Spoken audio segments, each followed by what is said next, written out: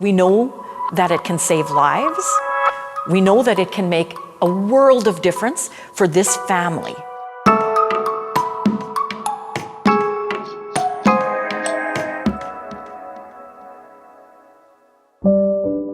I would say one of the biggest pleasures about working at Genesis House is the fact that when we see needs, whether they're immediate, everyday needs, whether it's a programming need like a support group, we're able to make a decision about whether that's something we can meet. Is this a challenge we can meet? The greatest challenges that have persisted over the last 40 years would be childcare, transportation, and the biggest one, housing. Housing has continued to be the greatest obstacle for most of the women we see. There is not enough safe and affordable housing for people to make the change they need to make. So if you've come into shelter and you've spent now 30 days, 45 days working at planning to leave this abusive relationship behind. You're thinking about your kids, you're gonna enroll them in school. No housing, no safe, affordable housing to go to. Right now, what that looks like is sometimes people spending 3 months in shelter, kids doing work remotely. Their schoolwork is sent in and we're doing that as best we can. It adds to the stress for the woman, for the family. When you're in that spot, I can think about a woman we had with us recently who it was 3 months and it seemed like nothing was materializing.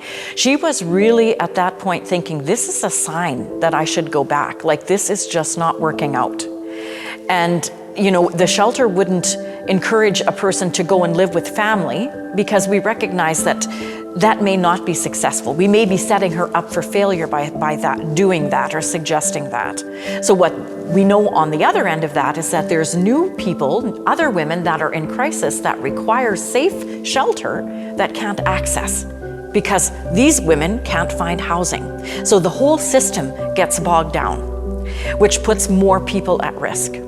And having a safe, supported environment, like a second stage transitional housing, that will make these people successful. These women will get a real chance by having transitional housing.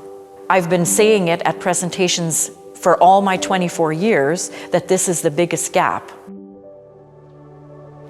Well, we've had that one small transitional housing unit the whole time I've worked at the shelter. We have it as part of a program, but it really isn't a funded program.